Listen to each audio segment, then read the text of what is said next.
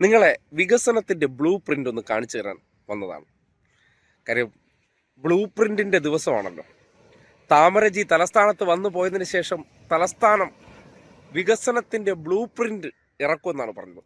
നിങ്ങൾ ആരെങ്കിലും ആ ബ്ലൂ പ്രിൻ്റ് കണ്ടോ? കണ്ടില്ലല്ലോ. കണ്ണ് നിറച്ച് കണ്ടോ? നല്ല 9/6 ബ്ലൂ പ്രിൻ്റാണ് ഈ കിടക്കുന്നത്. നിങ്ങൾക്ക് തോന്നും ആ വെള്ളം അല്ലെങ്കിൽ തിരയടിച്ച് പൊങ്ങുന്ന കണ്ടിട്ട് തോന്നും ഇത് കടലിലെ തിരയാണെന്ന്. കടലിലെ തിരയല്ല, സംഖികളെ തള്ളാണ്. സംഖികൾ എങ്ങനെയാണ് തള്ളുന്നത് എന്ന് നമുക്ക് ഈ കടലിൽ ഇങ്ങനെ നോക്കിക്കൊണ്ടിരുന്ന ഈ തള്ളൽ വരുന്നൊരു രീതി കാണാൻ പറ്റും. നോക്കി, വരക്കം കണ്ട, ഇത് ഇത്രേ വരുള്ളൂ, അങ്ങ് തിരിച്ചു പോവും. അതിനപ്പുറത്തേക്ക് വേറെ ഒന്നും സംഭവിക്കില്ല.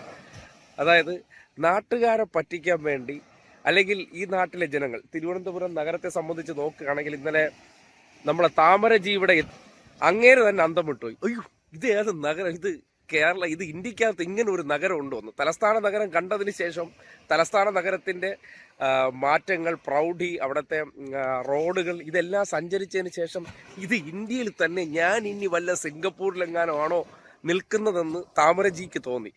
ഈ താമരജി പേര് പറഞ്ഞു കഴിഞ്ഞാൽ ഉടനടി നമ്മുടെ പേജിൻ്റെ റീച്ച് പിടിക്കുന്നു എന്നുള്ളത് കൊണ്ടാണ് താമരജി എന്ന് പറയുന്നത്. അപ്പോൾ നിങ്ങൾ മനസ്സിലാക്കുക. അപ്പോൾ ഇന്നലെ വന്നു കഴിഞ്ഞു കഴിഞ്ഞാൽ കേരളം മാറാൻ പോകുന്ന വികസന ബ്ലൂ ആണ് കിടക്കണം. ഇങ്ങനെ കണ്ണെത്താ ദൂരത്തോളം കിടക്കുകയാണ് നമ്മുടെ ബ്ലൂ പ്രിന്റ് എന്ന് പറഞ്ഞാൽ. അതായത് ഇവർ തെരഞ്ഞെടുപ്പിന് തൊട്ട് മുന്നോടിയായിട്ട് പല തന്നെ വാഗ്ദാനങ്ങൾ, അതായത് നമ്മുടെ പറയാറില്ലേ, ഈ തെരഞ്ഞെടുപ്പിന് മുന്നോടിയായിട്ട് നമ്മളെ പ്രകടന പത്രിക പുറത്തിറക്കുമല്ലോ, ഓരോരുത്തരും എന്താണ് ചെയ്യാൻ പോകുന്നത്.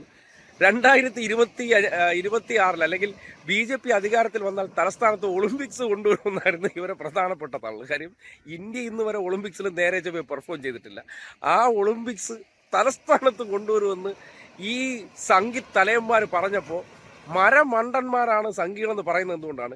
ഇങ്ങനെയുള്ള പൊട്ടത്തരം പറഞ്ഞാൽ പോലും നമ്മുടെ കൂട്ടത്തിൽ നിൽക്കുന്ന മണ്ടന്മാർക്ക് അത് ബോധ്യപ്പെടുമെന്ന് കരുതിക്കൊണ്ടാണ് ഇവിടെ ഇതാ ഒളിമ്പിക്സ് വരാൻ പോകുന്നത്. അതായത് ഇന്ത്യ ഒളിമ്പിക്സിൽ ഇപ്പോഴും കിടന്ന് നീന്തിക്കൊണ്ടിരിക്കുന്നേ ഉള്ളൂ. അതായത് നോക്കുകയാണെങ്കിൽ 192 രാജ്യങ്ങളോ എത്രയോ പങ്കെടുക്കുന്നതിൽ ഇന്ത്യയുടെ അവസ്ഥയെന്ന് പറഞ്ഞാൽ പരമദയനീയമാണ്. ആ ഒളിമ്പിക്സ് തലസ്ഥാന നഗരിയിൽ വെച്ച് നടത്തുമെന്നാണ് പറഞ്ഞത്. ഈ ഒളിമ്പിക്സ് എന്ന് പറഞ്ഞാൽ യുവന്മാരിനി വേറെ എന്തെങ്കിലും ആണോ വിചാരിച്ചുകൊണ്ടിരിക്കുന്നത്? ഇനിയിപ്പോൾ അത് ഔദ്യോഗികമായിട്ട് വന്നിട്ട് നമ്മുടെ താമരജി പ്രഖ്യാപിച്ചാൽ നടത്താൻ പറ്റുന്ന കാര്യമാണ്, അല്ലല്ലോ. അപ്പോൾ അദ്ദേഹം നോക്കുമ്പോൾ പ്രകടന പത്രിക ഇങ്ങോട്ട് കൊണ്ടുപോകാന്ന് പറഞ്ഞപ്പോൾ എടുത്തു വെച്ച് നോക്കിയപ്പോൾ ഇതെങ്ങനെ ഞാൻ പറയണമെങ്കിൽ ഇതോടുകൂടി ഈ രാജ്യത്താകമാനം യുവമാർ എന്നെ എടുത്തിട്ട് അലക്കുമെന്ന് അറിയാമെന്നുള്ളത് കൊണ്ടാണ്